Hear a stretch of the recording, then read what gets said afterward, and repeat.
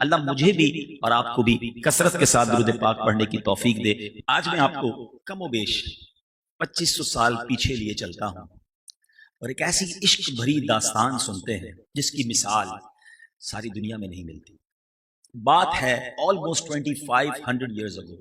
ایک بادشاہ تھا جس کا نام تبا تھا۔ یمن کا جو بھی بادشاہ ہوتا تھا اس کو تبا کہتے تھے، اور جس بادشاہ کی میں بات کر رہا ہوں یہ تبا اول تھا، پہلا تھا۔ یہ بادشاہ بڑا کمال کا بادشاہ تھا، پوری دنیا کا اس نے سفر کیا، اور جہاں بھی جاتا اس جگہ پر وہاں کے 10 علماء کو اپنے لشکر میں شامل کر لیتا۔ اور چونکہ لشکر بہت بڑا تھا، لوگ کتنے تھے اس کے ساتھ؟ اس کے لشکر میں 1,30,000 گھڑ سوار تھے اور 1,13,000 پیدل چلنے والے تھے۔ آلموسٹ 2.5 لاکھ لوگوں کو لے کے چلتا تھا، اور جب کسی شہر میں جاتا لوگ بڑی عزت سے دیکھتے، تعجب سے دیکھتے، اور وہ کیا کرتا؟ ہر شہر سے 10 علماء کلیکٹ کرتا ہوا آگے چلتا رہتا۔ اینڈ آف دا ڈے اس کے پاس 4,000 علماء جمع ہو گئے، اس مذہب کے، اس وقت کے اہل کتاب کے، اپنی کتاب کا علم رکھنے والے۔ یہ گھومتے گھومتے گھومتے مکہ پاک پہنچے۔ جب مکہ شریف پہنچے تو مکے والوں نے اس کی کوئی آؤ بھگت نہ کی، کوئی اس کی جو ہے وہ خدمت نہ کی، تو اسے بڑا غصہ آیا کہ یہ کیسے لوگ ہیں، یہ مکے والے کیوں ایسے ہیں کہ ہمارے لشکر کا نہ استقبال کیا، نہ ہمیں کوئی اکرام دیا، نہ کوئی دعوت کی۔ تو اس کے ساتھیوں نے بتایا کہ مکے میں ایک گھر ہے جس گھر کا یہ لوگ طواف کرتے ہیں، اور اس گھر کی وجہ سے یہ اور کسی کو اتنی گھاس نہیں ڈالتے۔ اب اس شخص نے سوچا، بادشاہ نے، کہ میں اس گھر کو ہی گرا دیتا ہوں، مکے والوں کو قتل و غارت گری کرتا ہوں، ان کو تباہ کرتا ہوں اور اس گھر کو ہی گرا دیتا ہوں۔ جیسے اس نے یہ سوچا، ہمیری بادشاہ بیمار ہو گیا، اتنا شدید بیمار ہو گیا کہ اس کا علاج ہی نہ ہو۔ بڑے بڑے حکیم آئے، بڑے بڑے لوگ آئے، تو بادشاہ کو کہا کہ معاملہ کچھ اور لگتا ہے، یہ تمہاری بیماری نہیں، کچھ اور ہو گیا ہے تمہیں۔ تو اب جو اس زمانے کے سمجھدار لوگ تھے انہوں نے کہا بات یہ ہے کہ یہ کعبہ جو ہے نا، یہ اللہ کا گھر ہے، جس نے بھی اس کو گرانے کے بارے میں سوچا نا اس کو پرابلم ہی آئی ہے، تم ایسا کرو یہ خیال اپنے دل سے نکال دو۔ ہمیری بادشاہ نے توبہ کی کہ میں اس کعبے کو نہیں گراؤں گا۔ اب جیسی اس نے نیت کی تو اس کی طبیعت ٹھیک ہونے لگ گئی۔ بہرحال اب یہ قافلہ موو ہوا اور اس بستی میں پہنچا جس کا اس زمانے میں نام مدینہ نہیں تھا، مگر بعد میں وہ عاشقوں کی بستی مدینہ بن گئی۔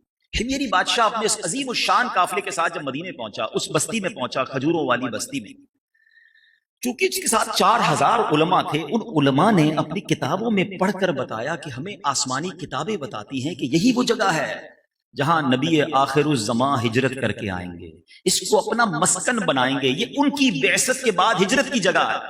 400 علماء نے، آؤٹ آف 10 4,000 علماء میں، اس میں 400 علماء نے کہا ہم تو یہی رہیں گے، آپ نے جانا ہے تو جائیں۔ بادشاہ تھا بڑا کمال کا، اچھا نبی آخر الزماں یہاں آئیں گے؟ کہتا چلو میں اور ہم سب 1 سال انتظار کرتے ہیں۔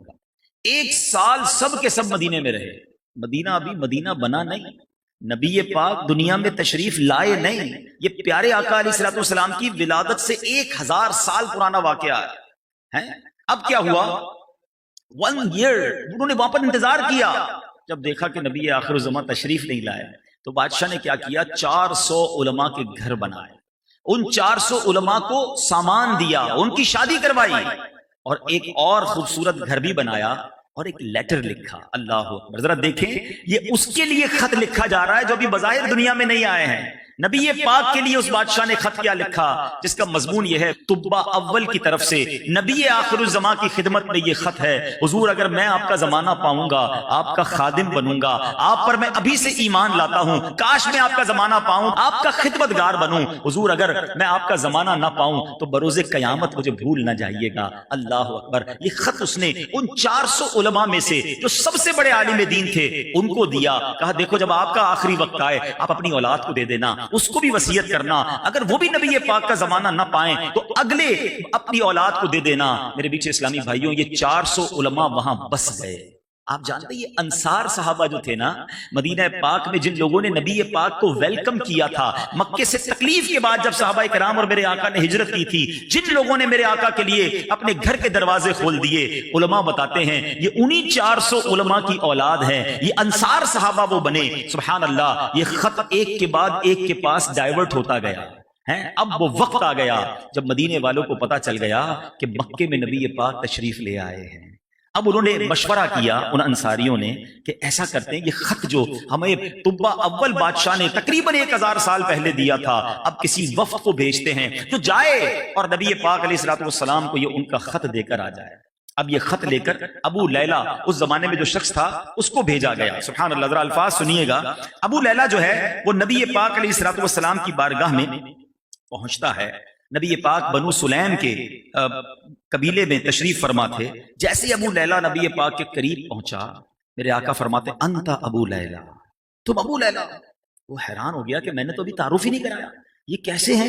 کتنی کمال کی شخصیت ہے کہ میرے تعارف کرانے سے پہلے نبی پاک نے فرمایا کہ تم ابو لیلہ ہو. وہ کہتا ہے جی حضور میں ہی ابو لیلہ ہوں. تو نبی پاک فرماتے ہیں وَمَعَكَ كِتَابُ طُبَّعِ الْأَوَّلِ، تمہارے پاس طبع اول کا ایک مکتوب موجود ہے جو میرے لیے تمہارے پاس ہے. اللہ اکبر. ابو لیلہ اور حیران ہو گئے. 1000 سال پہلے وہ خط لکھا گیا ہے اور نبی پاک میرا نام بھی بتا رہے ہیں، اس شخص کا نام بھی بتا رہے ہیں. اب جب خط آ گیا، میرے آقا علیہ الصلوۃ والسلام نے صحابہ کی مجلس میں صدیق اکبر رضی اللہ تعالیٰ عنہ سے کہا اے ابو بکر ذرا سب کو یہ خط پڑھ کر سناؤ. صحابہ کی مجلس میں وہ خط پڑھا گیا، وہ عشق بھرا خط کہ حضور میں آپ کا غلام، میں آپ کا زمانہ پاتا تو آپ کا خادم بنتا، مگر حضور میں دنیا میں نہ رہوں تو مجھے قیامت کے دن بھول کر نہ جانا. اللہ اکبر. سنو میرے آقا علیہ الصلوۃ والسلام نے کیا فرمایا. فرماتے ہیں مرحبا بالاخ الصالح. 3 بار فرمایا میرے آقا نے کہ نیک بھائی کو خوش آمدید، نیک بھائی کو خوش آمدید. نبی پاک علیہ الصلوۃ والسلام نے اب ابو لیلہ انصاری کو مدینے واپس لوٹا دیا. اے میرے میٹھے اسلامی بھائیوں، اب ہجرت کی گھڑی آئی. نبی پاک مدینہ پاک میں داخل ہوئے. طلع البدر علینا کی صدائیں ہیں. میرے آقا علیہ الصلوۃ والسلام کا بھرپور استقبال ہوتا ہے. ہر صحابی چاہتا ہے حضور میرے گھر آئیں، میرے گھر کو شرف عطا فرمائیں، مجھے مہمانی اپنی عطا فرمائیں، میں ان کی میزبانی کروں. اللہ کے نبی کہتے ہیں میری اونٹنی جو ہے وہ حکم والی ہے، اسے معلوم ہے کدھر جانا ہے. اب نبی پاک نے حکم دیا یہ اونٹنی جہاں رکے گی وہی میرا ٹھکانہ ہوگا. ذرا تصور تو کریں جب مدینے کی گلیوں میں وہ قصوہ نامی اونٹنی چلی ہوگی، ہر صحابی سوچتا ہوگا کاش میرے گھر کے باہر، کاش یہ سعادت مجھے مل جائے. وہ اونٹنی گھومتے گھومتے اب کہاں رکتی ہے؟ سبحان اللہ، حضرت ابو ایوب انصاری رضی اللہ تعالیٰ عنہ کے مکان پر رکتی ہے. اے میرے میٹھے اسلامی بھائیوں، یہ تو آپ نے سنا تھا کہ سیدنا ابو ایوب انصاری میزبان رسول بنے، مگر آؤ میں آپ کو ایک اور حقیقت بتاتا ہوں. یہ وہی صحابی ہیں جو اسی عالم دین کی اولاد سے تھے جن کو نبی پاک کا گھر تحفے میں دیا گیا تھا کہ یہ والا جو مکان ہے نا، طبع اول نے کہا تھا یہ میرے آقا کے لیے ہے، یہ انہیں پیش کرنا.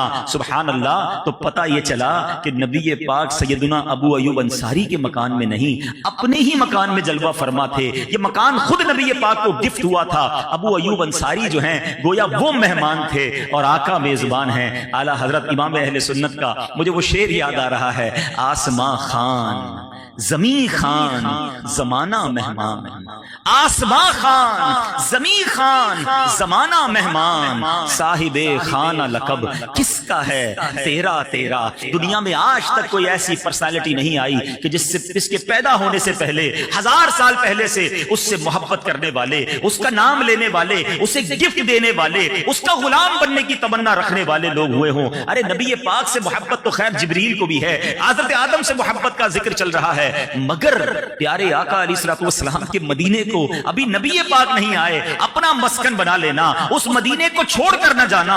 اللہ اکبر. دنیا میں کوئی ایسا شہر نہیں کہ جہاں 1000 سال پہلے سے مکین کی آمد سے پہلے مکان آباد کیا جا رہا ہو. یہ ہے میرے آقا علیہ الصلوۃ والسلام کی شان. اللہ کریم ہمیں نبی پاک علیہ الصلوۃ والسلام سے سچی محبت اور ان کی سچی غلامی عطا فرمائے. نبی پاک کی شان میری اور آپ کی اوقات بھی نہیں. سچی بات تو یہ ہے ہم یہ اجتماع کرتے ہیں، محفل کرتے ہیں، ذکر کرتے ہیں، چاہے نثر میں کریں چاہے نعت میں کریں، یہ ہم اپنی جھولیاں بھرنے کے لیے کرتے ہیں. وَرَفَعْنَا لَكَ ذِكْرَكَ. اللہ قرآن میں کیا فرما رہا ہے؟ اے محبوب ہم نے تمہارے لیے تمہارے ذکر کو اونچا کیا.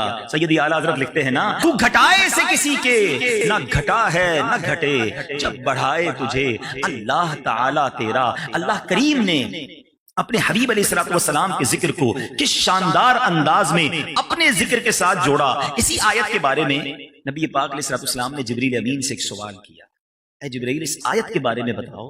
جبریل امین علیہ الصلوۃ والسلام نے عرض کی حضور اللہ تعالیٰ فرماتا ہے کہ آپ کے ذکر کی بلندی یہ ہے کہ جب میرا ذکر کیا جائے گا میرے ساتھ آپ کا بھی ذکر کیا جائے گا. اشہد ان لا الہ الا اللہ کے ساتھ اشہد ان محمد رسول اللہ پکارا جائے گا. اس رفعت ذکر کی بلندی کی صورتیں تو دیکھیے. رفعت ذکر یہ ہے کہ اللہ نے اپنے حبیب علیہ الصلوۃ والسلام پر ایمان لانا اور ان کی اطاعت کرنا مخلوق کے لیے لازم قرار دے دیا ہے. سبحان اللہ. اور ذرا غور کیجئے, کسی کا اللہ پر ایمان لانا, اس کی وحدانیت پر ایمان لے آنا, ساری زندگی اللہ کو سجدے کرتا رہے مگر دل کی تصدیق کے ساتھ جب تک رسول پاک علیہ الصلوۃ والسلام پر ایمان نہ لائے وہ عبادت بھی بیکار, وہ ایمان بھی کامل نہیں. جبھی تو اعلیٰ حضرت کہتے ہیں اللہ کی سرتاب قدم شان ہے یہ, انسان نہیں انسان, وہ انسان ہے یہ. قرآن تو ایمان بتاتا ہے انہیں اور ایمان یہ کہتا ہے میری جان ہے یہ. اب ذرا قرآن پاک کا ایک خوبصورت جائزہ پیش کروں گا.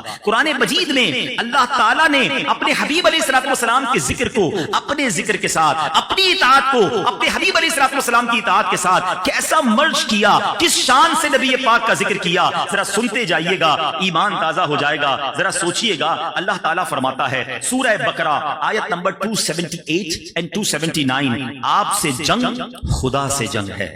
اب جناب سورہ نساء آیت نمبر 80, آپ کی اطاعت خدا کی اطاعت ہے. سورہ نساء آیت نمبر 14, آپ کی نافرمانی خدا کی نافرمانی ہے. سورہ انفال آیت نمبر 13, آپ کی مخالفت خدا کی مخالفت ہے اور آپ کی طرف بلانا خدا کی طرف بلانا ہے. آگے چلیے سورہ نساء آیت نمبر 100 میں اللہ فرماتا ہے آپ کی طرف ہجرت خدا کی طرف ہجرت ہے. مزید آیتوں میں فرمایا آپ سے دوستی خدا سے دوستی ہے, آپ کے بلانے پر حاضر ہونا خدا کے بلانے پر حاضر ہونا ہے, یا الفاظ دیگر آپ کا بلاوا خدا کا بلاوا ہے. سورہ انفال آیت نمبر 27 میں فرمایا آپ سے خیانت خدا سے خیانت ہے. اور کیا کیا بیان کروں.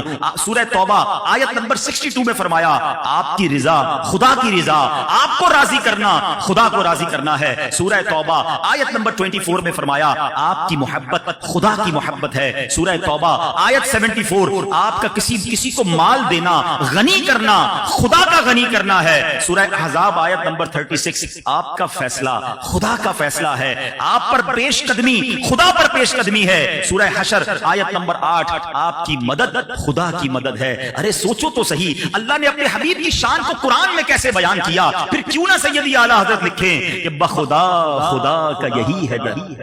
ایسے نہیں لکھا سیدی اعلیٰ حضرت نے, یہ رب نے قرآن میں بیان فرمایا نا, بخدا خدا کا یہی ہے در, نہیں اور کوئی مفر مکر جو وہاں سے ہو یہیں آ کے ہو, جو یہاں نہیں وہ وہاں نہیں. ایک اور جگہ لکھتے ہیں نا میں تو مالک ہی کہوں گا کہ ہو مالک کے حبیب. آقا میں کیوں نہ آپ کو مالک کہوں, اللہ کریم نے کیا شان آپ کی قرآن میں بیان کی. میں تو مالک ہی کہوں گا کہ ہو مالک کے حبیب, یعنی محبوب و محب میں نہیں میرا تیرا.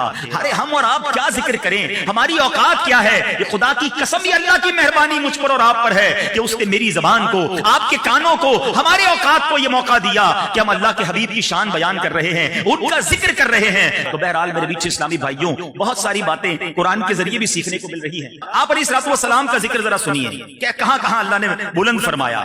ذکر مصطفیٰ کی رفعت کی بات ہو رہی ہے, کیسے یہ امور دلالت کرتے ہیں کہ آپ کا ذکر زمین پر بھی ہے, آپ کا ذکر آسمانوں پر بھی ہے, آپ کا ذکر انسان بھی کرتے ہیں, فرشتے بھی کرتے ہیں, جنات اور دیگر مخلوقات بھی کرتے ہیں. آپ کا ذکر پتھروں نے بھی کیا, آپ کا ذکر درختوں نے بھی کیا. آپ علیہ الصلوۃ والسلام کا ذکر کرنے والے دنیا کے ہر کونے میں موجود ہیں. سبحان اللہ. یہ جو ٹائمنگ ڈفرنس ہے نا, دنیا میں اس وقت کہیں صبح ہے, کہیں دوپہر ہے, کہیں شام ہے, اللہ کی حکمت اللہ جانتا ہے. لیکن اگر اس کو عشق کی ٹائمنگز کے حساب سے دیکھو نا, دنیا میں سب سے پہلی فجر کی اذان فجی آئلینڈ میں اور اس کے آگے جزیروں پر ہوتی ہے. اللہ کی رحمت سے مجھے دعوت اسلامی کے مدری قافلوں میں وہاں جانے کا موقع ملا, تو وہاں دنیا میں سب سے پہلی اذان ہوتی ہے. فجر کی اذان ہوئی جہاں اللہ کا نام لیا مؤذن نے, اللہ اکبر اللہ اکبر, اشہد ان لا الہ الا اللہ, اشہد ان لا الہ الا اللہ. اب مؤذن کہتا ہے اشہد ان محمد رسول اللہ صلی اللہ تعالی علیہ وسلم. اللہ کا ذکر بلند ہوا, ساتھ اس کے حبیب کا ذکر بلند ہوا. ابھی کچھ منٹ گزرے تو جناب اب آسٹریلیا میں اذان شروع ہو گئی. اب جناب آگے چلتے جائیں تو فار ایسٹ کے مختلف ملکوں میں نماز کا وقت شروع ہوا. یہ ٹائمنگ ایک ایک دو دو تین تین منٹ کا آپ نے دیکھا ہوگا. کراچی سے حیدرآباد کا فرق, حیدرآباد سے میرپور خاص, پھر سکھر, آگے جائیں پنجاب, پھر خیبر پختونخوا. ہر لمحے, ہر سیکنڈ, ہر منٹ دنیا میں کہیں نہ کہیں اذان ہو رہی ہے. وہ فجر کی اذان چلتے چلتے ابھی پاکستان نہیں پہنچی, وہاں ظہر کی اذان کا وقت ہو گیا. وہ ظہر کی اذان آگے بڑھی تو عصر کا وقت ہو گیا. دنیا کے کونے کونے میں اللہ نے اپنے حبیب کے ذکر کو بلند کرنے کا وہ انتظام کیا. کون سا لمحہ ہے جب نبی پاک کا ذکر اس دنیا میں بلند نہیں ہو رہا؟ وَرَفَعْنَا لَكَ ذِكْرَكَ, کیسا رب نے ذکر بلند کیا. ارے یہ تو صرف اذان کی بات ہے, مجھے بتاؤ قرآن کہاں نہیں پڑھا جاتا؟ ہر وقت دنیا میں لاکھوں لوگ قرآن پڑھ رہے ہوتے ہیں. میں نے آپ کو قرآن کی آیتیں ہی تو سنائی ہیں. جگہ جگہ رب نے نبی کی شان بیان کی ہے. کہیں یاسین کہا ہے, کہیں طٰہٰ کہا ہے, کہیں رحمت للعالمین کہا ہے, کہیں بشیر و نذیر کہا ہے. تو گویا اللہ تعالیٰ نے تلاوت قرآن کے ذریعے اپنے حبیب کے ذکر کو بلند کیا. اور آگے چلیں درود پاک, سبحان اللہ, لاکھوں زبانیں ہر وقت تر ہیں. اللہ اکبر, ہر طرف نبی پاک کا ذکر خیر رب نے کیسا بلند کیا. صبح قیامت تک کا یہ انتظام ہے, اور یہ تو انسان کر رہے ہیں. فرشتے, ان اللہ وملائکتہ یصلون علی النبی, یہ لفظ یصلون کیا بتا رہا ہے؟ اللہ اور اس کے فرشتے اس غیب بتانے والے نبی پر درود بھیجتے ہیں. علماء بیٹھے ہیں, یصلون کا جو لفظ ہے, جو عربک گرامر جانتے ہیں وہ جانتے ہیں کہ یہ لفظ کنٹینیو ورب پر, مسلسل کسی کام پر دلالت کرتا ہے. حضرت آدم کو فرشتوں نے یقیناً سجدہ کیا تھا, مگر once in a lifetime, ایک بار سجدہ ہوا. آؤ میں بتاتا ہوں آدم کے آقا کی شان کیا ہے, کہ مسلسل اللہ کے فرشتے اور خود رب عز و جل اپنے حبیب پر درود بھیج رہا ہے. اللہ درود بھیجتا کیسے ہے؟ اپنی رحمت نازل کرتا ہے. فرشتے درود بھیج رہے ہیں, دعائیں کر رہے ہیں, اے اللہ ہمارے آقا و مولا پر رحمت نازل فرما. تو یہ شان میرے رب نے اپنے حبیب کی بلند کی. اور کیا خوبصورت بات اعلیٰ حضرت کہتے ہیں, عرش پہ تازہ چھیڑ چھاڑ, فرش پہ طرفہ دھوم دھام, کان جدھر لگائیے تیری ہی داستان ہے. اللہ اکبر, سبحان اللہ. یہ شان میرے آقا علیہ الصلوۃ والسلام کی ہے. میں آپ کو تقریباً 1450 سال پہلے کی ایک اوپن ہارٹ سرجری بتاتا ہوں, اور ایک نہیں ہوئی, دو نہیں ہوئی, 4 بار ہوئی. اور یہ معجزہ ہے میرے آقا علیہ الصلوۃ والسلام کا, جس کو شق صدر کہا جاتا ہے. نبی پاک علیہ الصلوۃ والسلام کے سینہ اقدس کو کھولا گیا, چیرا گیا, اور دل انور کو باہر نکالا گیا. مزید نور کی بارش کی گئی, اور واپس جب سینہ اقدس کو سیا گیا نہ کوئی تکلیف تھی. اعلیٰ حضرت کہتے ہیں تو جو چاہے تو ابھی میل میرے دل کے دھلیں. آقا تو جو چاہے تو ابھی میل میرے دل کے دھلیں, کہ خدا دل نہیں کرتا کبھی میلا تیرا. حضور آپ کا دل تو نورانی ہے. اب ادھر بھی نگاہ فرما دیں. ایک اور جگہ اعلیٰ حضرت لکھتے ہیں نا, ایک دل ہمارا کیا ہے, آزار اس کا کتنا. آقا ہمارے دل کی کیا حیثیت ہے, اس کی اوقات ہی کچھ نہیں ہے. آپ تو وہ ہیں جب چلتے ہیں تو اشارہ فرمائیں تو مردے زندہ کر دیتے ہیں. حضور اس مردہ دل پر بھی نگاہ فرما دیں, اسے بھی زندہ کر دیجئے. ایک دل ہمارا کیا ہے, آزار اس کا کتنا, تم نے تو چلتے پھرتے مردے جلا دیے ہیں. تو بہرحال اب جو میسج ہے, جو سمجھنے والی بات ہے, قلب مصطفیٰ صلی اللہ تعالی علیہ وسلم کا ذکر ہو رہا ہے. آپ اپنے دل پر غور کریں. ہمارا دل صاف ہے, ہمارا دل برائیوں سے پاک ہے. آج کل بڑی امپورٹنس دی جاتی ہے ہارٹ ڈیزیزز کو. لوگ ڈسکس کرتے ہیں, جم جاتے ہیں, ورزش کرتے ہیں, یار کولیسٹرول نہیں بڑھنا چاہیے, بلڈ پریشر پراپر رہنا چاہیے, شوگر کا معاملہ سیدھا رکھنا, ورنہ ہارٹ پرابلم ہو جائے گی. یہ ہارٹ پرابلم کیا کر لے گی؟ اینڈ آف دا ڈے کسی کو ہارٹ اٹیک ہو جائے, اللہ نہ کرے ہارٹ فیل ہو جائے, تو انسان مر جاتا ہے. ٹھیک ہے, علاج کرنا چاہیے, اپنے دل کا خیال رکھنا چاہیے. لیکن یہ جو بیماری میں بتانے جا رہا ہوں نا, دل کی کچھ بیماریاں اکثر لوگوں میں پائی جاتی ہیں, نہ جس کے بارے میں کسی کو معلوم ہے, نہ تو کوئی ڈائگنوز کرنے کے لیے تیار ہے, نہ کوئی علاج ڈھونڈتا ہے. حالانکہ یہ وہ بیماریاں ہیں کہ دل میں آ جائیں تو انسان جو ہے وہ ایمان سے ہاتھ دھو بیٹھتا ہے. میں صرف 2 بیماریوں کا ذکر کرتا ہوں چونکہ وقت کم ہے, ورنہ یہ پوری ڈیٹیل ہے کتابوں میں, کہ انسان وہ بیماریوں کے بارے میں جانے, اس کا علاج کرے, اس سے بچائے اپنے آپ کو, ورنہ اعمال بھی برباد ہو جاتے ہیں, ایمان بھی برباد ہو سکتا ہے. ایک بیماری وہ ہے جس کے بارے میں میرے آقا علیہ السلام فرماتے ہیں کہ بدگمانی بدترین جھوٹ ہے. اس کو کہتے ہیں نیگیٹو اپروچ. بدگمانی کیا ہے؟ ہمیشہ غلط سوچنا کسی کے بارے میں. اچھی بات بھی کرے, کہتے نہیں یار اس کی نیت یہ تھی, اس کا حال یہ ہے. اب ایگزامپل کے طور پر کچھ لوگ کہتے ہیں ہم تو بدگمانی نہیں کرتے. اپنے بارے میں سوچئے ذرا. ہم کسی کو فون کرتے ہیں, فون نہیں اٹھایا اس نے, ہمیں ضروری کام تھا, خیال کیا آتا ہے؟ پہلا خیال ہی کچھ لوگوں کو یہ آتا ہے یار بڑا آدمی ہو گیا ہے, پہلے تو روز فون کرتا تھا, آج ٹائم ہی نہیں, میرا نمبر دیکھ کے نہیں اٹھایا, پیسے دینے تھے نا, اب کہاں دے گا, پیسے لینے تھے تو روز کرتا تھا فون. ابھی بھائی وہ ہو سکتا ہے آرام کر رہا ہو, وہ مسجد میں ہو, وہ کھانا کھا رہا ہو, واش روم میں ہو, وہ کچھ بھی کر رہا ہے, ہم نے گناہ کا میٹر شروع کر دیا. یہ تو صرف ایک مثال ہے. مثال کے طور پہ شادیاں ہیں, محفل ہیں. اب مثال دیتا ہوں اسی محفل کی. کسی کو اس محفل میں بڑی محبت سے صاحب خانہ نے بلایا, وہ نہیں آیا. نارملی لوگ کیا کہتے ہیں, ہاں یار فنکشن ہوتا نا, پھر آ جاتا اللہ رسول کے نام کی محفل میں کدھر آئے؟ ارے اللہ کے بندو، اس کا محفل میں آنا واجب تو تھا نہیں، لیکن وہ ہو سکتا ہے کسی مجبوری کی وجہ سے نہ آیا، آپ نے بدگمانی کر کے اپنے نامہ اعمال میں حرام لکھوا لی۔ اور یہ ایک مثال ہے، ورنہ یہاں تو بھائی کو بھائی سے بدگمانی، بہن کو بہن سے بدگمانی، ساس کو بہو سے بدگمانی، بہو کو ساس سے بدگمانی، شوہر بیوی بدگمان ہے۔ گھر میں بیچاری کوئی بہو نیک بن جائے تو اس نے مدنی چینل ہی دیکھ لیا، کوئی وظیفہ ہاتھ میں لے آ گیا، تسبیح پہن کے پڑھ کے درود پڑھ رہی ہے تو ساس کہتی لگتا ہے میرے لیے کوئی وظیفہ لے کر آئی ہے، میرے لیے لگتا ہے پڑھ پڑھ کے پھونک رہی ہے، میرا بیٹا اپنا بنا لے گی۔ وہ اللہ رسول کا ذکر کر کے جنت کما رہی ہے اور تم بدگمانی کر کے اپنے نامہ اعمال میں گناہ لکھوا رہے ہیں۔ یعنی یہ میں مثال دے رہا ہوں، کاروباری لوگ ہوتے ہیں، اب نارملی دکانیں قریب قریب ہوتی ہیں، مارکیٹ ایک ہوتا ہے، اچھا خاصا بیچارہ ایک دکاندار نمازی بھی ہے، سر پہ ٹوپی بھی لگاتا ہے، دکان پہ کچھ قرآن بھی پڑھتا ہے، ہاں یہ لگتا ہے وظیفہ اسی لیے کر رہا ہے میری دکان بند ہو جائے اس کی دکان چل جائے، وہ قرآن پڑھ کے جنت کما رہا ہے، تم بدگمانی کر کے گناہ کما رہے ہو۔ اچھا بدگمانی کے ساتھ ہی ایک اور بیماری ہے، وہ بھی بڑی ڈینجرس ہے، یہ دونوں تقریباً ساتھ ساتھ ہی ہو جاتی ہیں، ٹھیک ہے، اور وہ بیماری ہے حسد۔ سارے اعمال کو آگ لگانے والا کام جو ہے نا وہ حسد ہے۔ اب غور کریں کہ ہمارا حال کیا ہے، کوئی بندہ روزے بھی رکھ رہا ہے، نمازیں بھی پڑھ رہا ہے، صدقہ خیرات بھی کرے اور جناب حسد بھی کرے اور پھر اپنے اعمال کو خود ہی آگ لگا دے، تو بتائیے پھر کیا کیا اس نے؟ لیکن آج کون ہے جو حسد سے فارغ ہے؟ ایسا لگتا ہے کہ دوستوں میں بھی حسد ہوتا ہے، اچھا بیٹھے گے بھی ساتھ، کھانا پینا بھی ساتھ کھایا ہے، ایسے مسکرا کے مل رہے ہوں گے، لیکن کوئی بتائے نا یار پتہ چلا اس نے نئی گاڑی لی ہے، ہاں جناب سود کے پیسوں سے لی ہے، اللہ نے اس کو گاڑی دی، تمہیں ٹینشن شروع ہو گئی۔ کسی کو ترقی ملے، ساتھ نوکری کرنے والے کسی کی تنخواہ بڑھ جائے، وہ سیٹ کی چاپلوسی کرتا نا اس لیے اس کی تنخواہ بڑھ۔ حسد بہت بری بلا ہے۔ اچھا یہ حسد اور بدگمانی جس کے بھی دل میں ہے نا، اس نے اپنا سکون تو ختم کر دیا، وہ بے سکون رہتا ہے۔ ہمیں لوگ ملتے ہیں کہتے ہیں یار نیند نہیں آتی، میں بہت سوچتا رہتا ہوں، رات بھر سوچتا رہتا ہوں۔ جس کو بھی نیند نہیں آتی نا، جس کو بھی سکون کم ہو گیا ہے، جس کا دماغ بس چلتا ہی رہتا ہے، وہ چیک کر لے، عموماً ایسا ہوتا ہے اس کو کسی سے حسد ہو گیا ہے یا کسی کے ساتھ بدگمانی اس نے دل میں پال لی۔ اگر آپ پرسکون رہنا چاہتے ہیں نا، ریلیکس رہنا چاہتے ہیں، لوگوں کی ترقی میں خوش ہونا سیکھ جائیں۔ کوئی کہے نا یار اس کو عزت مل گئی، اللہ اسے اور عزت دے، یار وہ بڑا پیسے والا ہو گیا، اللہ اسے اور برکت دے۔ ابھی شہرت سے حسد ہو جاتی ہے، یار میرے محلے میں اس کو کوئی نہیں جانتا تھا، آج ساری دنیا میں مشہور ہو گیا، اللہ دے رہا ہے اسے عزت، تمہیں کیا پرابلم ہے؟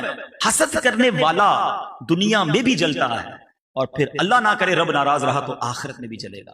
تو اے میرے میٹھے اسلامی بھائیوں، آج ہم نے نبی پاک علیہ الصلوۃ والسلام کے قلب منور کے بارے میں سنا ہے۔ پہلے تو دعا کرتے ہیں اللہ تعالیٰ سے، اور دعائیں نبی پاک نے بھی عطا فرمائی کہ اللہ میرے دل کو پاک کر دے، میرے دل کو ستھرا کر دے، ان تمام بری بیماریوں سے ہمیں بچا لے۔ اللہ سے دعا کرتے رہا کرو، کیونکہ جس دل میں حسد ہے نا، جس دل میں تکبر ہے، جس دل میں اس طرح کے بغض اور کینہ اور ان طرح کی برائیاں ہیں نا، بتاؤ پھر اس دل میں عشق مصطفیٰ کیسے آئے گا؟ وہ سینہ مدینہ کیسے بنے گا؟ اگر اپنے دل کو یادگار مدینہ بنانا ہے، دعا کرتے ہیں نا، رہیں ان کے جلوے، بسے ان کے جلوے، میرا دل بنے یادگار مدینہ۔ تو پھر دل کو صاف بھی تو کرے نا، تو دعا بھی کرے اور اپنے آپ کو چیک کریں کہ ہمیں کسی سے اگر حسد ہو گیا ہے، کسی کے بارے میں بدگمانی ہے تو اس کو دور کریں، ورنہ اس کا کچھ نہیں جانا آپ کا ہی ہے، اعمال آپ ہی کے برباد ہونے ہیں۔ اللہ مجھے بھی صاف دل عطا فرمائے، آپ کو بھی نصیب فرمائے، قلب سلیم عطا فرمائے۔ الحمدللہ ایسی پیاری باتیں دعوت اسلامی کے مدنی ماحول میں سکھائی جاتی ہیں۔ ایسے بیانات اگر آپ مزید سننا چاہتے ہیں تو مدنی چینل دیکھتے رہیں، انشاءاللہ بہت کچھ سیکھنے کو ملے گا۔ اللہ پاک عمل کرنے کی توفیق عطا فرمائے۔